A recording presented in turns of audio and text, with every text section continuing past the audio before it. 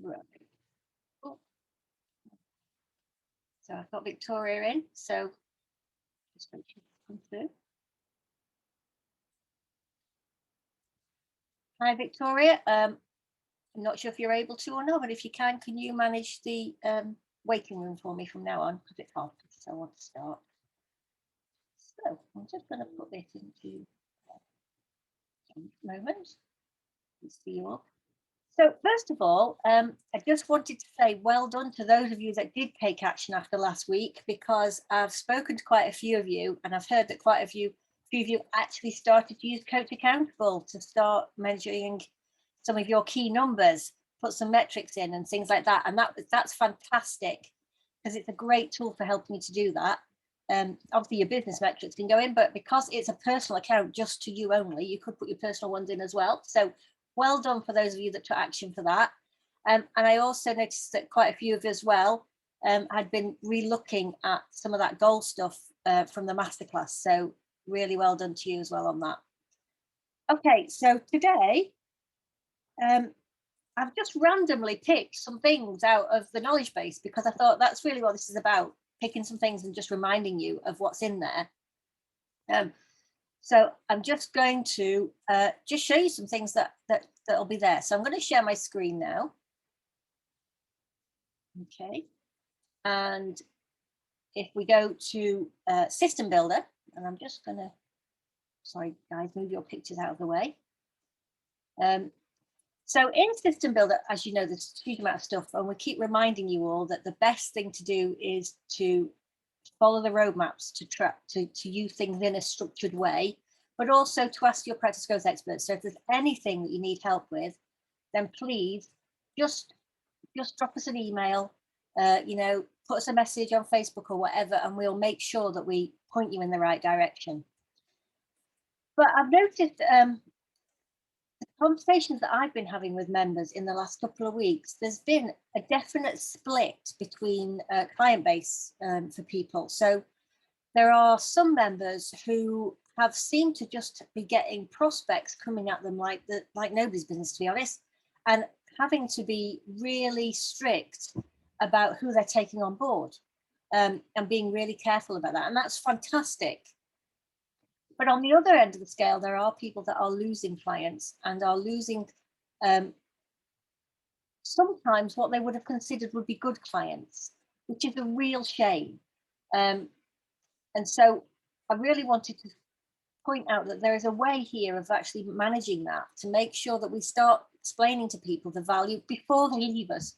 The issue is often that people don't understand the value. So I just wanted to show you in the knowledge base. Oh, it's just lost, taken me out. Oh, it's been waiting too long.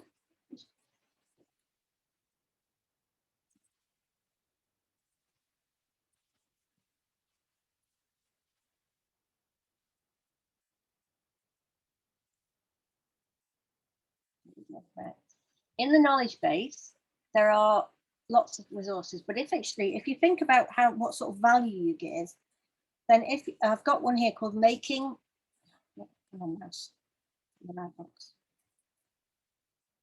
the value of your work more obvious. Okay, so I'm just going to show you that one.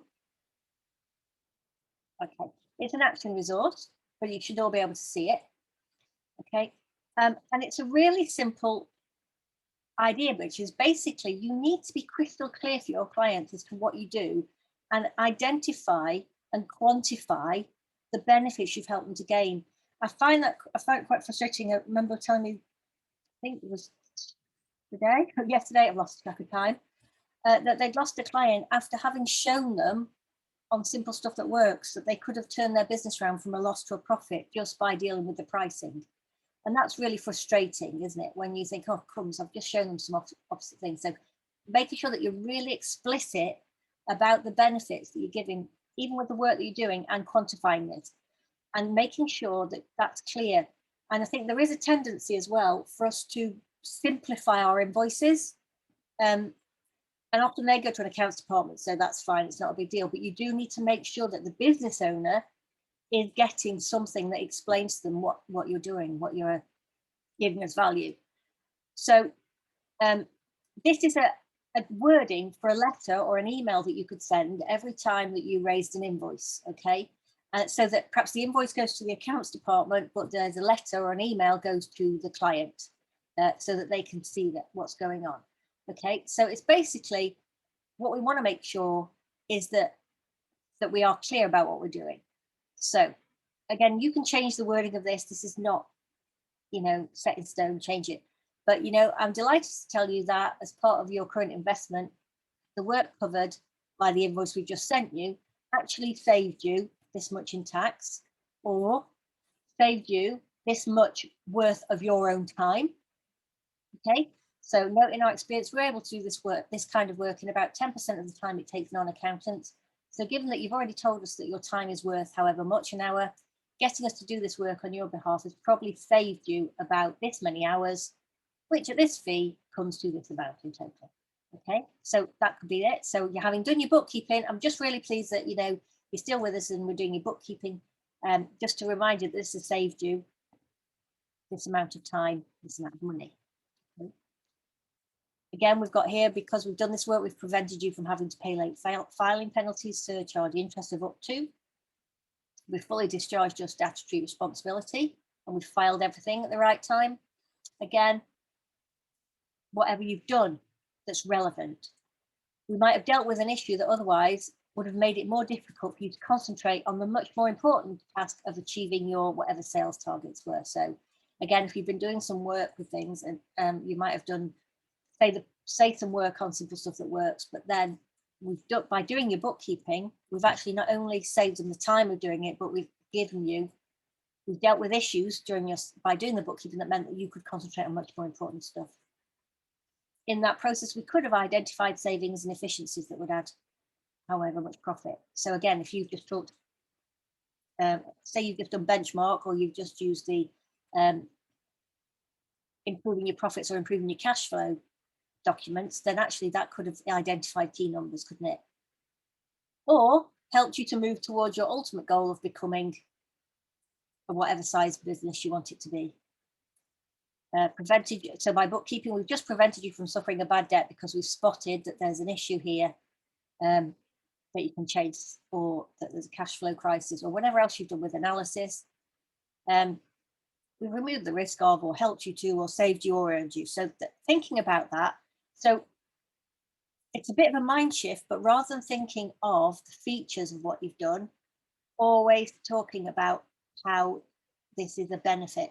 Simon, you can't access this document. Okay, I will check, and if it's not accessible to Foundation, I will make sure it is. Our new practice builder membership. I will make sure that's available by the end of today. Okay, so it's a good way of you doing that, and then actually giving them some numbers. So this is the value we've calculated. Okay, so here's the benefit to the client. We've saved you this, and perhaps some explanation. Again, whatever it is, you've got some numbers in here. As it's put here, we're only including something if we can reasonably attribute it to the work we've done for you. Okay, so the aim is to illustrate and dramatize the value that we've added. But please don't undersell what you've done and the value what you've done. Because if you remember when I've talked about this before, when we talked about pricing, it's about not only saving money or earning them money, it's about saving them time, and it's about removing stress. And I don't, we've not put a lot about stress here, but actually that could be in there. So have a look at this resource. I think it's a really nice, simple one to use. You can have it set up as obviously the template. You can put it into your CRM system ready so that you're doing that when you generate an invoice, particularly for, thinking about that benefits. So that was the first one that I wanted to show you, because I think we need to be showing people that we're actually adding value all the time. And when they're starting to think, okay, I just need a cheap accountant. No, actually, what you've done is save them far more than the fee because of the other work you've done. It may not be that, you might not save that much, but if you save them something, that's a great thing, isn't it? So about that, dealing with that, I mean, I've not even put anything in here about payroll and the issues with that. You could write a whole paragraph, couldn't you?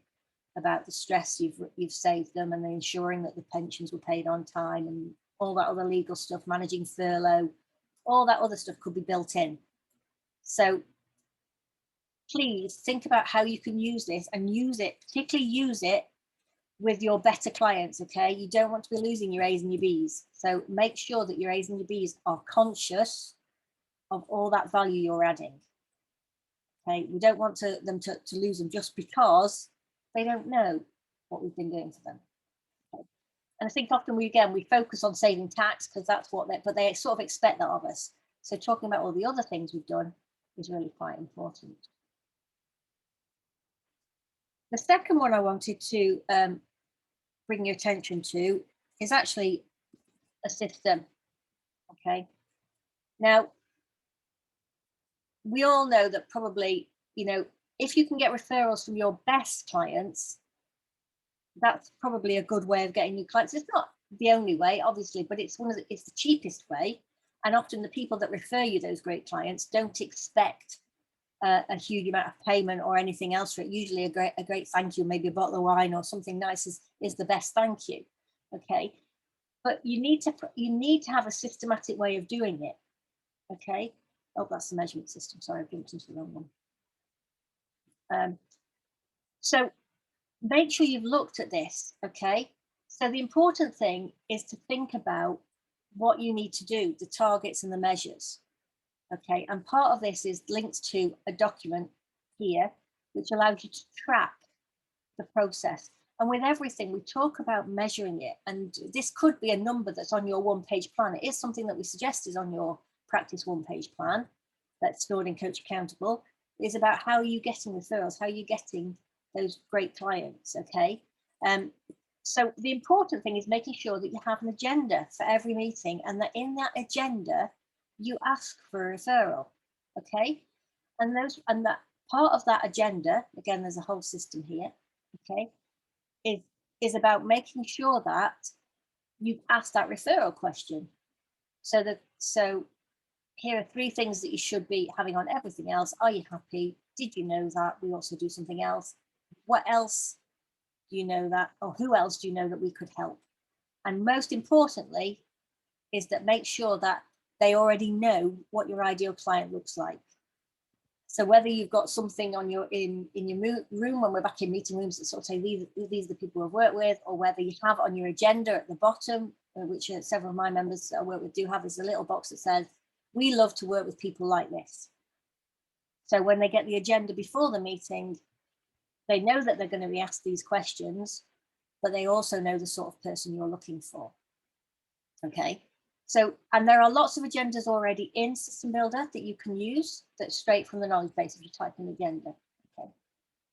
Now, it's really interesting, isn't it, about one of the best times to ask referrals is actually at the very beginning, which sounds a bit weird because you've not really proved anything, but actually you've started a really good relationship. And again, there's a process about this. Okay. And one of the things about that is making sure that you've set that relationship with a client first of all, and then you ask them. So having discussed the business, having got them to agree to work with you, then we have a document that's not a letter of engagement, it's not the fixed price agreement. This is about the basis of our relationship. So the things that we expect from each other as business owners to business owners in a business owner relationship, so an adult to adult relationship that we've talked about before. So here is everything that we will do, but in return, they will, again, do things in return. So you can build in whatever you like on that. But the main thing is obviously that they will have integrity, honesty, and openness. They'll pay our fees in whatever way we've said, that they'll tell us as soon as they're unhappy, so we can fix it. And they'll provide all the information we need within the mutually agreed timescales so that we can get the work done. And in this case, refer 3 contacts to us where you believe they could benefit from our help. So right at the very beginning of the relationship, you've said, look, we're working together, and if you're happy, I want you to find other people that you think would benefit from working with me. There is a script here, again, a very simple way about we grow our account through word of mouth and getting referrals. Okay. And that means we have to continue to focus on doing great things and giving great service, because we know that's the only way you're going to refer your contacts and friends. So we'll continually strive to give you great service, and in return, what we ask for is that you refer to us at least 3 of your contacts that are like you, if those type of contacts you want. Okay, so who do you know? It's amazing how many referrals you'll get from asking that.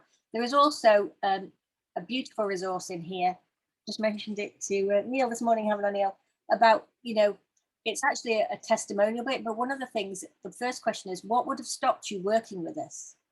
And what did you find out was the reality? And that's a good question to ask as well. What was the challenge? I thought you might be too expensive. Or what's the reality? Well, yeah, you are more expensive than the man down the road, but actually I can see that you're going to give me a big, make a big difference to my business, or whatever it is. So perhaps use some of those. Okay. It's really interesting as well because it says another time to ask for referral is when a client feels guilty. Sometimes you lose a client through no fault of your own. Perhaps the client has outgrown you, or and then maybe they feel guilty about leaving you. Maybe they've even perhaps sold up, and it doesn't matter if they've sold up, isn't it? The person who sold the business can still do great referrals if they know the people in the right area, and they can also do great testimonials. So that's another option. Okay, we have it part of this process. Okay, this is just about feedback. So making sure that as part of your feedback process, so every time you do a job, you ask for feedback, but you also make sure that you get the testimonials and the referrals as part of it. If somebody's giving you great feedback on a job, is there somebody else I can help who has this issue that you know? So talk about that. Okay. There are loads of here, as you can see. So lots and lots of ideas. If you want niche clients, if you want to, get other scripts, but importantly, how to follow up. Okay. Now, some of these ideas may be seriously outside your comfort zone. So one of the really strong ones is the fact that you're in the meeting, you actually say to them, would you mind ringing that person now and just introducing us? Or some of us find that a little bit confrontational. But you could say, would you mind just emailing them now off your phone and just saying, I'm with my accountant, John Smith, I really think you would benefit from having a chat with him. Is it okay if I get him to give you a call? And then they can email back, go, yeah, that's fine. And then they go, okay, you've now got an opening. So you can go in and say, oh, right, I know my client emailed you and you said it was okay for me to call. Let's have a chat. So perhaps do that. So there's lots of ideas in here, lots of ways, okay? Really important that you have a look at this because there's so many ideas about getting referrals and so many places, and we forget. We think we can only ask for referrals at certain points, but we shouldn't do. There must be even people that you're doing bookkeeping for. They'll talk to other businesses that are having the same issues. What other people do you know in your networking environment that need this sort of support? So make sure that you go through that. So lots and lots of ideas in here. Okay. What I would say is make sure that you are measuring it. Okay. So there is a measurement. This is just a word. It's a really simple one. And those of you that have got the Clarity Workbook, you'll see that that's in here in the Clarity Workbook as well. Is okay. And I say in the Clarity Book, let's make this a game. Get the team to do it as well. So the one who gets the most promising referrals wins whatever. Okay. I mean, if you think about how much you would pay to get a new client, if that's through a marketing lineup or through Facebook ads or salespeople, how much would you pay? Maybe you could say, right, the member that gets the most referrals that fit this profile gets an iPad, gets a whatever. Okay, you could come up with something really important and make it a game. Is there a system for collecting client feedback? Yes, there is. Guess where it's in? System Builder. Yeah. Measurement as part of the one-page plan? Yes, definitely. So put this, so the number of referrals. So the number of clients asked for, the number of referrals received, then the most important thing, the number of referrals followed up, and then how we convert them into clients. Now, for some of your team, they may only be able to get to that point where they've booked a call with whoever does the meetings. Okay, so they're not controlling the conversion, but they are controlling getting those referrals and making sure there is a call booked or a meeting booked. Okay, and then the results. So this is really good that you can compare, and then the members getting the most referrals and their names. Okay, and you can make that into a game. It's a really good way of engaging people in that. So again, it's all part of this. There's lots of ways of tracking it. So it's really important to make sure that you do track these numbers and you make it, and I know a lot of you will focus a lot of time and energy on social media, on your website, on all sorts of other stuff where it takes an awful lot of effort, and most of it is yours because of the way you want the world to see your business position. But something like referrals, it's something that your team can really engage with and help you with if they understand your ideal client profile. So you do need to make sure that that is very clear. And that's why when we talk about this with you about defining your ideal client, which we start in clarity and then we really nail, don't we, in positioning, the important thing is then is to communicate it to your team to ensure that they understand. So they're looking for those. And they also could be then finding your referrals outside of the business. There are other ways of getting them leads. They could be getting your referrals through their contacts, through their Facebook connections, through all sorts of things. Again, I spoke to a member the other day who has just got a very large client who is one of these social influencers. The way he's got them is through the fact that they were referred by somebody else that's an existing client. You see, but they have met in a different social circle than he would have been in. So there's a lot of opportunity to get people engaged with things. Okay. The third one I want to do is actually called sending a mail shot, which I know that most of us are not actually physically sending out mail shots at the moment. But just because it's called sending a mail shot doesn't mean that it can't be an e-shot, an email campaign, whatever else. So there's lots of ways of communicating. And this is about, again, staying in contact with people, but having a structure on what you send, being clear. So this is about actually planning something and making sure you're measuring it. Again, we're really good at sort of just sending stuff out, but then not measuring the value of that. Those more successful members are the ones who have a proper measurement system in place, and they're checking which of the different mediums that they are marketing through is having the most effect. Now, this could be all sorts of things. It doesn't have to be a mail shot. The rules behind it are the same, whether you're going to be creating a blog, whether you're going to be putting a post on LinkedIn, whether you're going to, on a regular campaign on LinkedIn, whether you're going to sending out emails, or whether you are going to send out letters, whatever, it's the same process. Okay. And the most important thing is obviously to make sure that you plan it. Okay. And again, this is another thing. You say, all right, we'll just send this out. We'll just get that done. And what happens again is the partner takes on all that effort and work. Whereas if you have a structure and a plan and a system, your team can follow it. So the important thing is actually to set up some targets. Okay, you need to know that if you're putting in money and effort and time for you and your team, what do you expect as a return? So again, there is a measurement tool here where you can measure the sales activity of doing something. But the most important thing is obviously we're going to have some targets.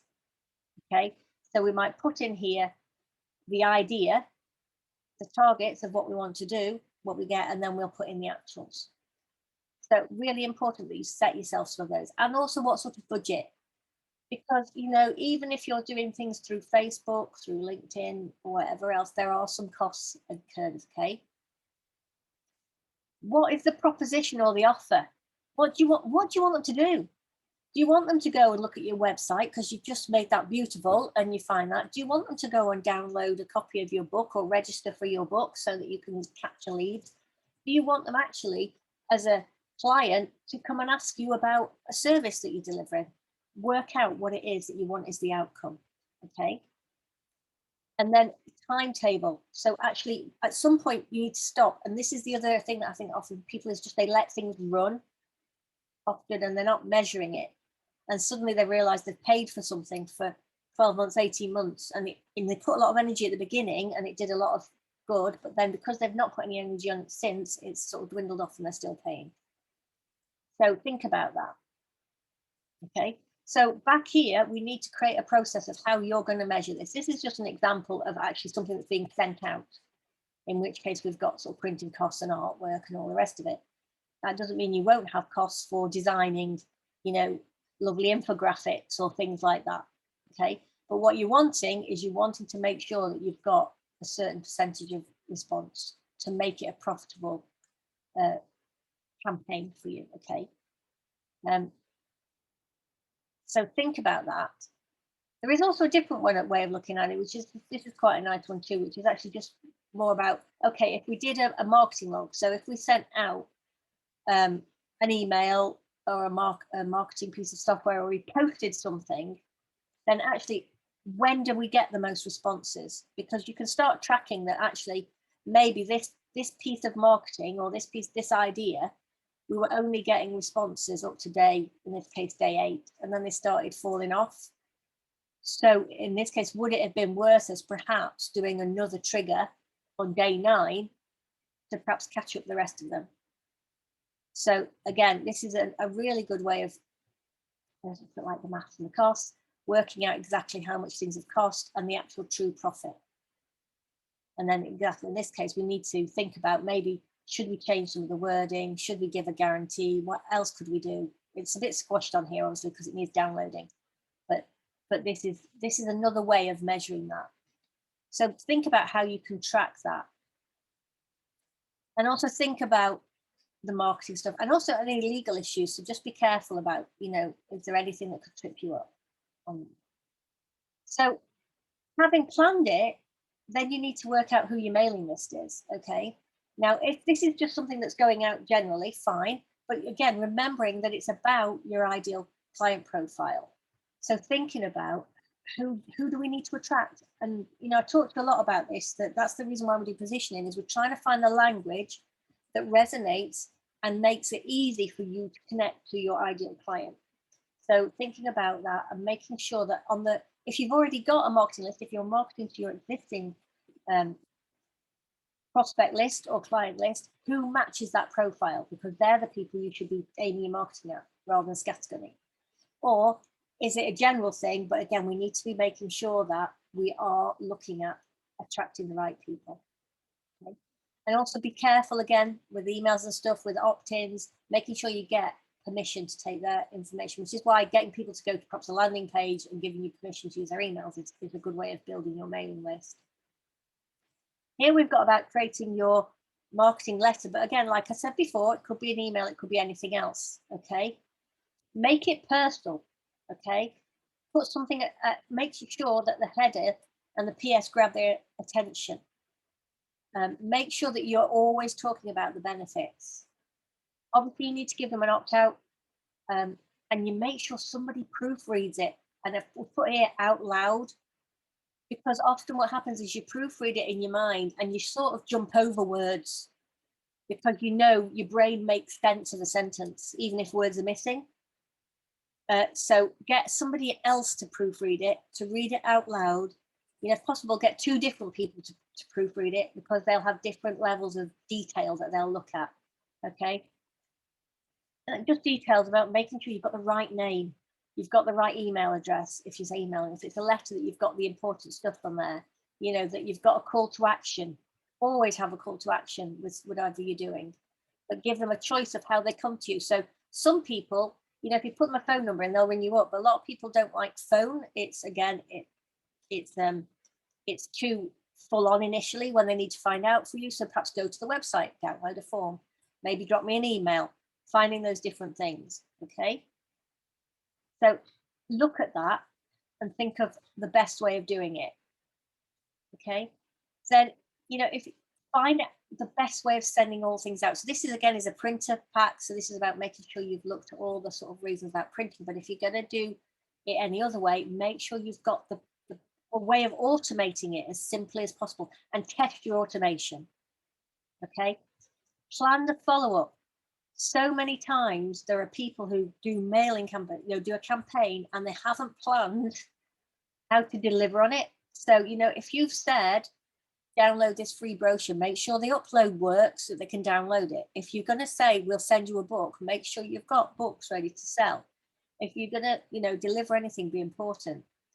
So make sure you've got all of that. Make sure that there's anything else that needs to be planned around it. So if, for example, it's book a meeting with me, make sure you've got your diary set up so that the people can book a meeting with you.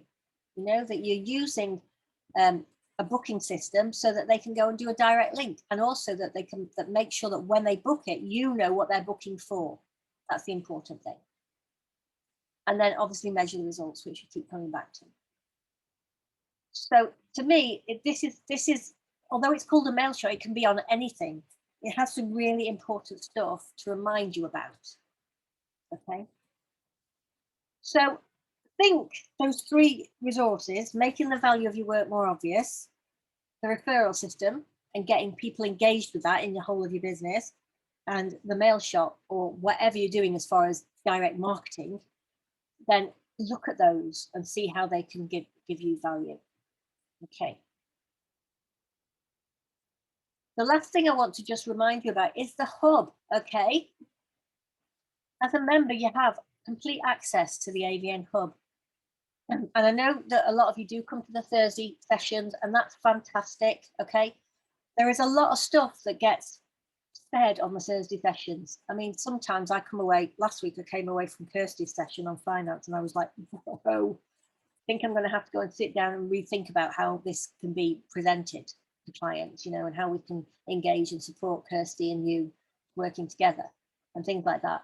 So come back to this, because we will always put the recordings in here. So in the What's New, we'll always have the last episode. Okay. But we will also have all the other ones are still there. So if you want to look at the other ones, if you can remember, oh, I was watching something, it had Michael Hem in it, which one was it? We've got several with Michael Hem, go and have a look. Okay.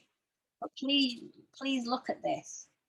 There are also lots of resources within here that are really helpful. Okay. So some of them are short videos. So we've taken bits out of the full recordings of the Thursday and cut them into small chunks that are just manageable to watch and share. Some will actually be resources. So here we've got resources. Now you should have the system builder, but again, this is because it's connecting to what we've been talking about in the sessions, so they're there. Okay, so please look at this. There is so much stuff in here that's really, really important.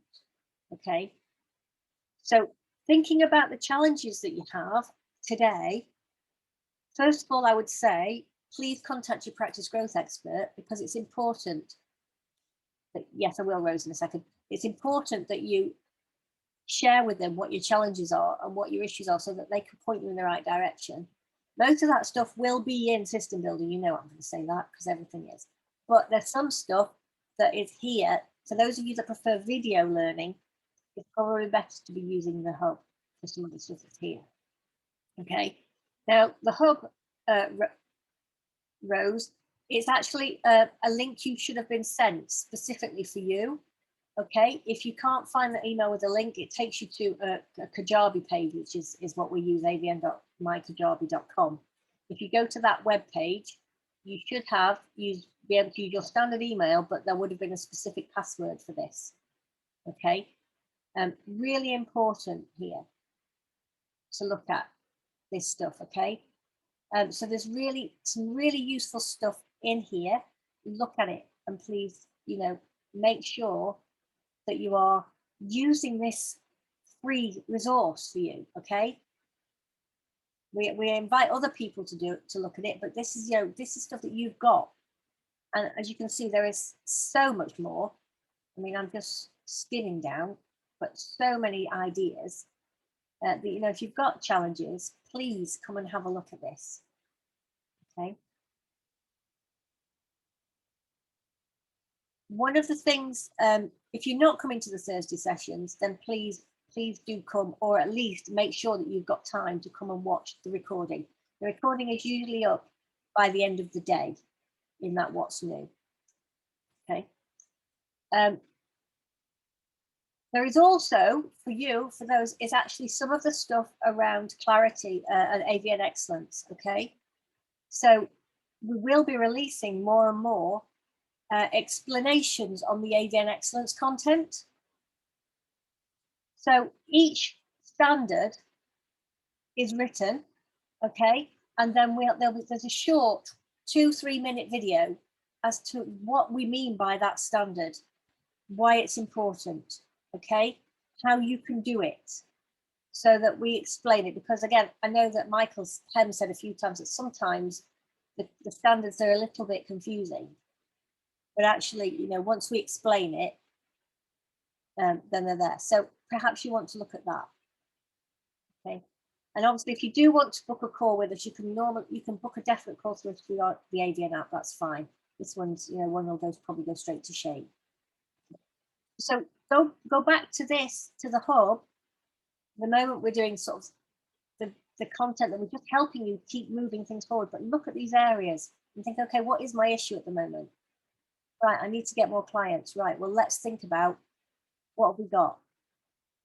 So a lot of people have said to me about perception of value, which is what I've just talked about this morning. A lot of people about changing people's impression of you. So again, talking about how they're doing it. Some people said, yes, they want to use social media properly. Well, then, you know, Dan Heelan has managed to make that work for him, to put a lot of time and effort into it, and he's now reaping the rewards. But there's lots of ideas here, you know. So look at these things, please. That's what I wanted to show you. Okay, has anybody got any questions? I'm conscious, you see, that I know that this is we're nearly at the 5th of April, so we're all sort of getting that panic that we're going to have like payrolls to do, when we've got year ends to do, when we've got VAT to do next month. It's going to be a busy month, April. I understand that. So I just wanted to point you to some key things really this time. But if you've got any questions, how do you get invited to Thursday meetings? Okay, you should, Andrew, get a standard invite. What I'll do is I will check on our system and make sure that you are set up to receive those invites. Once you book on it once, then what it does is it then registers you for every Thursday, and you can choose when you want to come. Okay, because we send out marketing every week to say who's going to be on. Okay. So I didn't want to take a lot of time up this week because there's a lot to go on. I'm just going to stop my share for a second. And just pin me for a second. So what I do want to say is that please look at those. You've probably already got lots of homework from your practice growth expert things, but these are ones that can help you move along in some areas. Next week, it won't be me. I've actually got a week off. Managed it. I don't know how. To spend with my daughter and my husband, because obviously it's Easter, they were not going anywhere. So next week, another of the practice growth experts, Andrea Higginbottom, will be joining you to share the resources that she finds really interesting, and spotting some things. And she also has a special guest, which is our lovely Kelly Riley, who is going to also be launching a new section of the AVN Hub for people, based on one of her passions. So that'll be really good for you too. So has anybody got any other questions? No? Okay, well, have a lovely afternoon. I hope if you've got the sunshine like I have, you managed to get out while it's still here. And I will see you in 2 weeks' time. Unless you're on, unless you're on the training tomorrow. So those of you on the clarity training tomorrow, look out, because there'll be an email in a bit with the agenda so that you can see what's going to happen. Okay. All right. Take care, everybody. Bye.